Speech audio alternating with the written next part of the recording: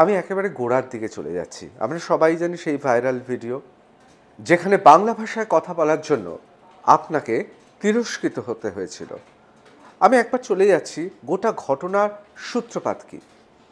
ঘটনার সূত্রপাত হচ্ছে আমরা স্প্ল্যানেড মেট্রো থেকে কনকোর্সে ওপরে উঠে আসছিলাম, হাওড়া থেকে স্প্ল্যানেডের কনকোর্সে। সেই সময় প্রজ্ঞা বেনগানি নামক হাওড়ার বাসিন্দা একটি মেয়ে, সে তাকে মানে মেট্রো যেহেতু ভারী, লিফট ভারী হয়ে গেছিলো, তো লিফটের বর্ডার লাইনে যারা ছিল তাদেরকে নামতে বলা হচ্ছিল। সেই মেয়েটিও ছিলেন, তাকেও নামতে অনুরোধ করা হয়েছিল। সকলেই অনুরোধ করেছিল এবং সেটা ভিডিওতেও দেখা গেছে। মেয়েটি হঠাৎ করে বলে যে সে আইনের ছাত্রী, সে কলেজ যাচ্ছে, তাই সে নামবে না। এবং সেদিন দুটো ঘটনা ঘটেছিল, একটা বর্ধমান স্টেশনে কাজ চলছিল 18ই নভেম্বর, এবং হাওড়া ব্রিজ কোনো অবাঞ্ছিত কারণে বন্ধ ছিল, ফলে প্রবল ভিড় ছিল সেদিন। এবং তার মধ্যে হঠাৎ করে এরকম একটি ঘটনা, প্রচণ্ড ভিড়, প্রচণ্ড সবার তারা, প্রত্যেকের দেরি হয়ে গেছে, কারণ সেদিন প্রত্যেকটা ট্রেন মানে প্রায় 1 ঘন্টার বেশি দেরি করে পৌঁছেছে হাওড়াতে। এই রকম পরিস্থিতিতে মেয়েটিকে বারবার সবাই নামতে বলা হয়েছে এবং মেয়েটি তখন হিন্দি এবং ইংরেজিতে চিৎকার জুড়ে দেয়। এবং তখন মেয়েটিকে অনুরোধ করা হয় যে তুমি বাংলার মাটিতে আছো, বাংলায় কথা বলো। সে তখন শুরু করে যে এটা বাংলাদেশ নয়, এটা ভারত, इंडिया में মানে ভারত কথাটা বলেনি, সে বলেছে ইন্ডিয়া মে रहना है तो হিন্দি बोलना पड़ेगा। তো তখন কথাটা গায়ে লাগে যে বাংলাদেশ নয় মানেটা কি, এটা তো কলকাতা, এবং কলকাতায় ব্রিটিশের আগে থেকে 300 বছর আগে কেন, তারও আগে থেকে 1000 বছরের বাংলা ভাষা, ধ্রুপদী ভাষার তকমা আছে। চর্যাপদের আমল থেকে বাংলা ভাষার প্রচলন আছে এই মাটিতে। হঠাৎ করে মানে ইন্ডিয়াতে থাকার জন্য হিন্দি বলনা পড়েগা, এরকম এটা কোত্থেকে এলো? প্রতিবাদ শুরু হয়, বচসা শুরু হয়। মেয়েটিকে বলা হয় যে তো আমরা আমাদের মাটিতে আছি, আমাদের নিজেদের জায়গায় আছি। তখন মেয়েটির বক্তব্য ছিল যে এটা সেন্ট্রালের মেট্রো, কেন্দ্রের মেট্রো, এবং এখানে হিন্দি চলবে। অত্যন্ত হতবাক হয়ে যায়, কারণ কলকাতা মেট্রো কলকাতার মাটিতে তৈরি।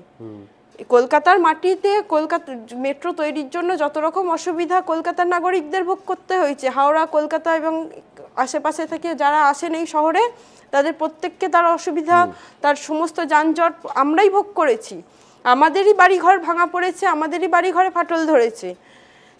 যে মেট্রো তৈরি হচ্ছে আমাদের ট্যাক্সের টাকায়, আমাদের অনুদানের টাকায়, আমাদের সাহায্যে, আমাদের মাটিতে তৈরি একটা জিনিস কি করে মানে এমন হয়ে গেল যে সেখানে আমাদেরই ভাষা চলবে না?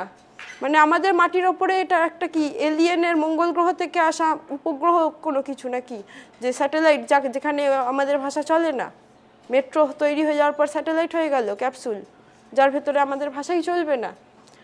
তো তাকে বলা হলো যে আমাদের ট্যাক্সের টাকায় তৈরি, আমাদের মাটিতে তৈরি জিনিসে তুমি দাঁড়িয়ে আছো, এখানে তোমার ভাষা কি? এখানে আমাদের ভাষা চলবে, বাংলা ভাষা, পশ্চিমবঙ্গের ভাষা। এবং পশ্চিমবঙ্গে বাংলা ছাড়াও অলচিকি, সাঁওতাল, কোচ, মেচ, রাজবংশী ইত্যাদি আরও অনেক উপজাতি মানুষেরা থাকেন। এই মাটি তাদের, নেপালিরাও থাকেন, তাদের ভাষা চলবে এখানে।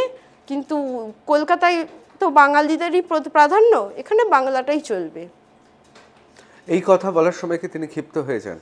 তিনি অত্যন্ত ক্ষিপ্ত হয়ে যান এবং তিনি আমাকে, এবং তিনি যখন ওই বাংলাদেশি, এটা বাংলাদেশ নয়, তুমি কি বাংলাদেশি, বাংলাদেশ চলে যাও, বা বাংলা বলতে হলে বাংলাদেশে চলে যাও, ইন্ডিয়া মে रहना है तो হিন্দি बोलना पड़ेगा ইত্যাদি বলে যখন সে চিৎকার করে, এই বাংলাদেশি শব্দটাতে আমার অত্যন্ত আপত্তি ছিল এবং আমি তখন ভিডিও বানানো শুরু করি লিফটের ভেতর।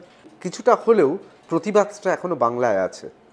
বাঙালি ভীতুজাত তো কোনো কালেই ছিল না, শুধু জাগতে একটু সময় নাই, এইটুকুই যা। খুব মূল্যবান কথা। আমার প্রশ্ন সার্থক হয়ে গেল, আমি এই কথাটাই শুনতে চাইছিলাম। প্রতিবাদ কি চালিয়েই যাবেন? আবার এরকম ঘটনা হলে আবার প্রতিবাদ করবেন? আমি এই ইন্টারভিউ দিয়ে বেরোনোর পরেও যদি পরের মুহূর্তে আমার সাথে কিছু হয়, আমি তখনও প্রতিবাদ করব। এত সাহসিনী হওয়ার জায়গাটা বা অবস্থানটা কিসের কারণে? আমি খুব সাধারণ ঘরের মেয়ে, একদম সাধারণ না। আমার পেছনে কোনো বাড়িতে কারোর নেতা মন্ত্রী হওয়ার কোনো রেকর্ড আছে?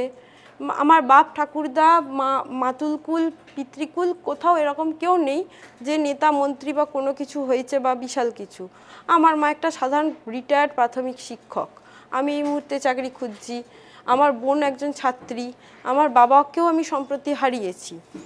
তো এরকম একটা ছাপোষা সাধারণ বাঙালি ঘরের মেয়ে আমি, কিন্তু বিষয়টা হচ্ছে যে আমার খুব সমস্যা হয়, আমার ভেতরে একটা কেমন হতে থাকে যখন মনে হয় যে না আমার সামনে এটা যেটা হচ্ছে সেটা ঠিক নয়, আমার মুখ থেকে বেরিয়ে যায়। এবং সেই সময় প্রতিবাদটা বেরিয়ে আসে। হ্যাঁ, এবং আমি আজকে নয় বহু বছর ধরে করছি, ভবিষ্যতেও করতে থাকবো। তার জন্য আমার জীবনের হুমকি এসছে, আমাকে সোশ্যাল মিডিয়ায় মানে সোনাগাছির মাল বলা হয়েছে। এবং শুধু তাই নয়, গত রবিবার আমার ছবি এবং আমার এই হিন্দি সাম্রাজ্যবাদের বিরুদ্ধে করা বিভিন্ন পোস্টের স্ক্রিনশট তুলে একজন বিলিও করেছে, আমি দেখলাম, এবং সেটি লাইভে এসে করেছে, আমি সেটাও দেখলাম। এবং তাছাড়া ইনবক্সে এসে বিভিন্নভাবে আমার পাড়ার, আমি যে তেলিনী পাড়া নামক যে জায়গাটিতে এখন থাকি, সেখানে আমাকে প্রত্যেক দিন বিভিন্ন রকমের হুমকির শিকার হতে হয়, তাও চালিয়ে যাই। আমি আপনাকে অবশ্যই বলবো সাবাস, সাহসিনী আপনি, খুব সাবধানে থাকবেন।